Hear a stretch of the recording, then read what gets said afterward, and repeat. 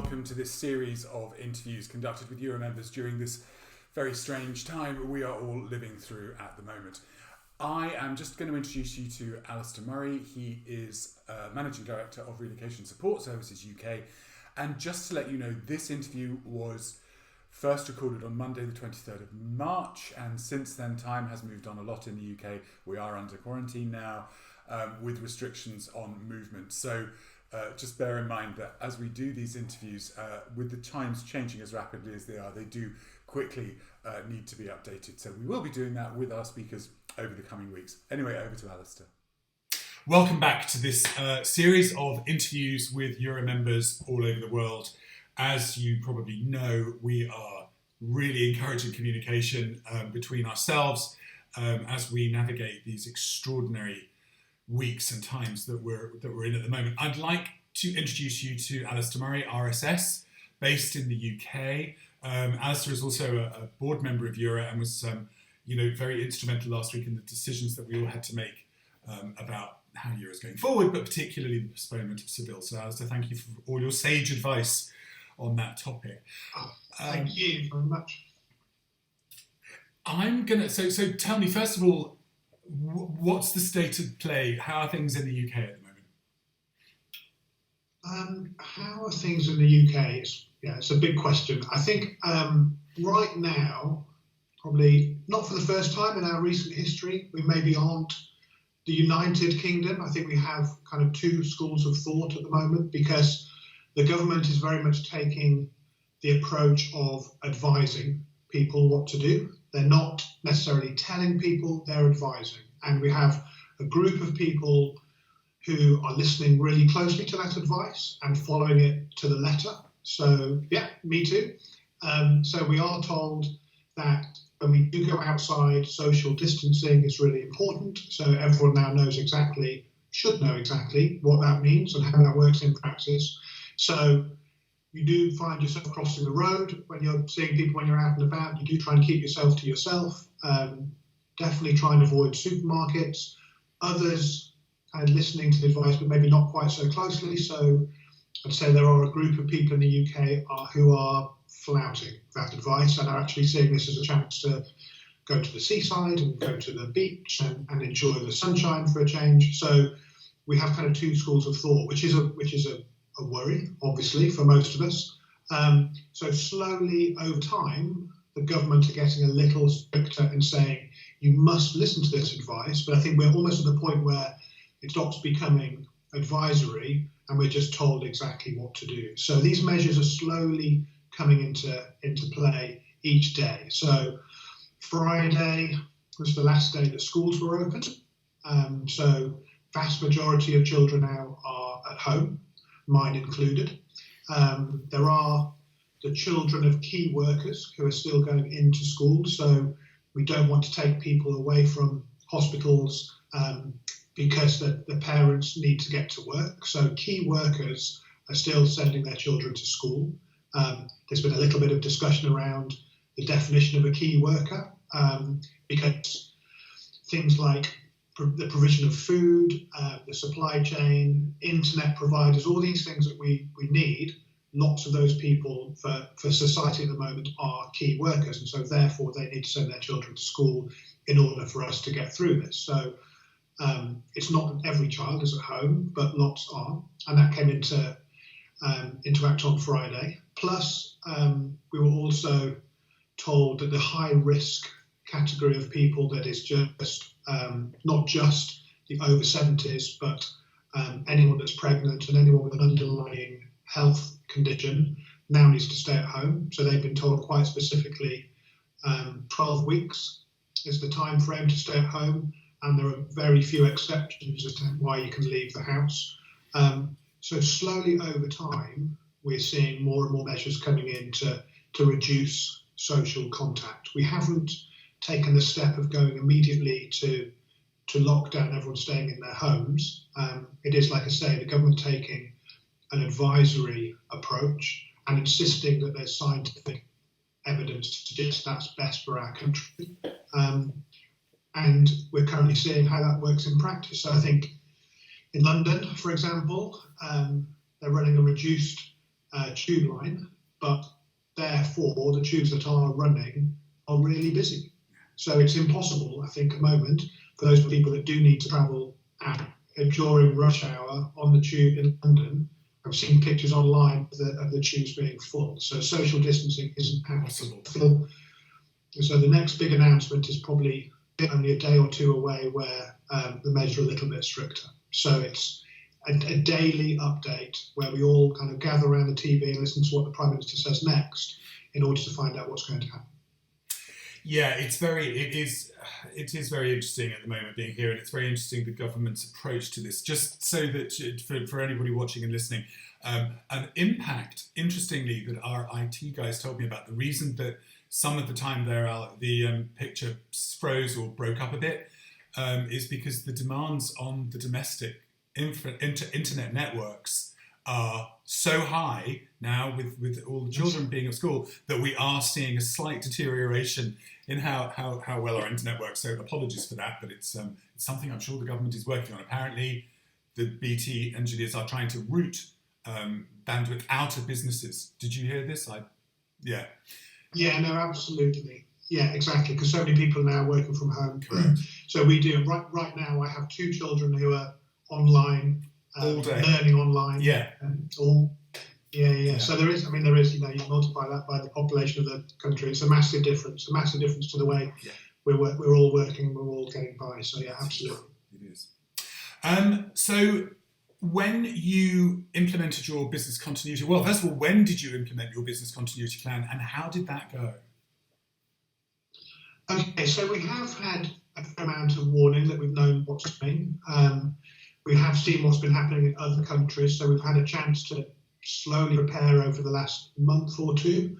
So we have known that at some point everyone is going to be asked to work from home. That was the next we didn't know. So we could test that everyone had the right hardware, the right software. We do work on a remote desktop, so we don't have any of our documents on a laptop. They're all accessed through a remote desktop, so it's a more secure way of accessing all the information they need. That was all put into place a while ago. We tested everyone was able to do that beforehand.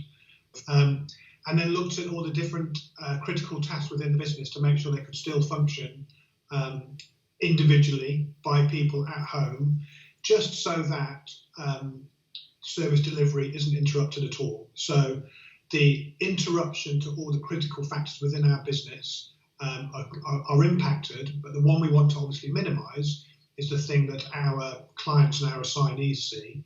And we have had some experience of that relatively recently when we moved office. So we did go through a time a couple of years ago where the internet was down in one office and phones weren't able to be used, and then the new office wasn't quite ready. So for 2 days, everyone was working from home, but nobody realised. So I don't think our clients or assignees realised, because it was relatively smooth to go through that process. So we have had some experience of working through business continuity in that way.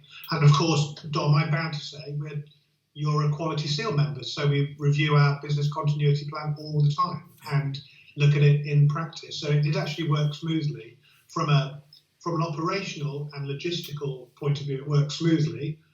From an emotional standpoint, I'm not sure it did go quite so smoothly, because I wasn't prepared for the announcement last Monday, a week ago, to stand in front of my team and say, everyone go home now, and I don't know when I'll see you again.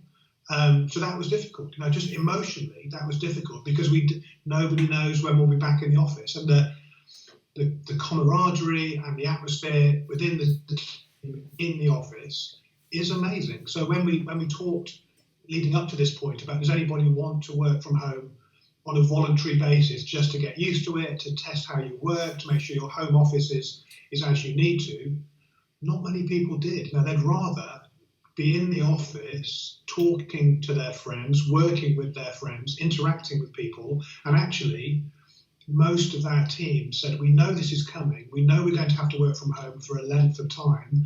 We'd actually like to quite delay that if possible, because we like the interaction between people, that we can just talk to one another. So we know it's coming, but let's wait. And so that day, it was a week ago today, and it feels like so much longer than a week ago because so much has happened since then. But that was the point where the Prime Minister, in his press conference at 5 o'clock, said, now's the time to work from home. And it happened quite quickly. And we had a team meeting together, and it was emotional. Yeah, it's really interesting that you say that because, we did the same thing. I mean, actually, I've been self-isolating for nearly 2 weeks for family reasons. And it's interesting how we've been kind of looking at, it's so possible to do this. It's so possible to work from home. It's so possible to have remote teams, gathered together that way. And, we said to, our team, which is considerably smaller than yours, would you want to do this? And they said, no, we want to be together. I mean, it's convenient maybe to work from home on a Friday, but no, we want that camaraderie. Yeah. I think that's something that's going to come out of this very strongly, interestingly. Absolutely. Yeah, no, absolutely. I completely agree. I get the point that commuting to work is not the best use of time, but interacting with your team and even, from a social point of view is one aspect, but just from a work point of view as well, just being able to talk about what's happening with particular individual clients or assignees, and also overhearing your colleagues when they're talking on the phone or, dealing with a particular scenario. It's a great way of learning. It's a great way of overhearing what other people are doing. When you're new to the company or new to the industry, you're hearing somebody on the phone deal with something that's been around for years. It's a great way to learn. So there are pros and cons. So as you can probably tell, we have moved from one medium to another because of the problems that we're experiencing with bandwidth. So going back to what we were just talking about then, so how is your team coping? They're coping brilliantly, I have to say. They've been fantastic over the last week or so. One of my biggest concerns, Dom, when I agreed to speak to you on this video is, can I hold it together and talk to you about my team without crying? Because they've been incredible. They've been absolutely fantastic. And they are clearly anxious. They're worried about how things are going to progress. But they've just been working so hard and doing it in such a fantastic spirit. I couldn't really be prouder. They've been superb. And also taking the time to ask me how I am, which blew me away, really. So, they've been great. I think that so many times people have been just calling, emailing and saying, I don't really know why I'm getting in touch, but are you okay? As well as carrying on with their job. They're doing such a fantastic job. We're still getting lots of inquiries. I did check the numbers, actually, earlier, and we've had one more initiation so far in March this year than we had last year. So the work is still coming through. It's just we're setting up files, we're having briefing calls, and then people are generally telling us we don't know when we're moving. But the work at the moment is still coming through. And how long that lasts, we don't know. But they've been superb. Everything I've asked of them over the last week or so has been an instant response. So, yeah, great. And then keeping spirits up. So it's interesting working remotely. We do use Microsoft Teams. We do swap information that way. We're still obviously working a lot on email. So I send out my rallying cry in the morning because I need to kind of go through what we need to achieve from an operational point of view. We need to be invoicing as much as possible. We need to be over-communicating with clients and assignees more than ever, checking everyone's okay. This must be a very daunting time if you're in the UK and you're unfamiliar with the country and then you're faced with this particular crisis. So we have been sending out extra communication to all of our assignees that we've been working with over the recent months. And they lift each other's spirits, I think. We have a really strong bond amongst the team. Back to my earlier point, people want to work together in the office when they can because they all get along. So I guess my only concern is the fact that when we are working remotely, I'm sure everybody is going through some emotional ups and downs at the moment, and we don't see the downs. We see the email with the smiley face and we can get through this. We don't always see the downs. So I'm doing what I can to reach out to people and just say, it's fine to start an email with how are you, but actually trying to find out how you actually are. And let's talk when we can and get through this. So, they've been superb. That's really impressive, Alistair. I mean, I have to say, I'm a great one for conscious capitalism and conscious leadership, and you are very much a conscious leader, and I thank you for that, and I applaud you for it as well. I think it's it's a really important point that we're all trying to, yes, it's business as usual, but deep down, there's a lot of uncertainty, and it's a very scary time. So, that's great that, you're aware of that with your team. I'm really impressed. So tell me about, in the UK, the subsidies that are starting to be rolled out in terms of government support for companies, and how you've been dealing with that, and whether or not you've been communicating with other colleagues here. Yeah, absolutely. So I did also complete the Euro survey recently, and I think the final question was, has anything good come out of this situation? And I've seen lots of responses where I think, it's the easy thing to say, no, there isn't a lot of good that's come out of this at all. But for me, the one good thing is the spirit within the industry. So, everyone that I work with, but everyone I, normally would compete against, all of our competitors in the marketplace, other UK DSPs, have all been incredible. So I have just finished a call with Simon Bell from Clearview, and he and I spoke to our local MP. We've all been lobbying government as much as possible just to raise the profile of the relocation industry within the UK, to say airlines are really high profile at the moment, and the hospitality industry is getting a lot of support. There's also a thing called the relocation industry, and this is what we do, these are the challenges we're facing, and this is the role we'll play in helping to regenerate the economy when things get back to normal, whenever that may be. So we will be bringing people in from all over the world, from telecommunications companies, from pharmaceutical companies, and financial services, and we play a really crucial role. And I'm pleased to say our local MP was excellent. He was really listening. He said he'll raise the points that we brought up on the call with the Treasury. He said, interestingly, a bit like a lot of us at the moment, all the things that he would ordinarily be doing at the moment have been put to one side. So in some ways, he has more time to deal with inquiries like this. So he agreed to speak to us on the phone. We had a 3-way video call, and he was fantastic. And we're now encouraging everyone to do the same.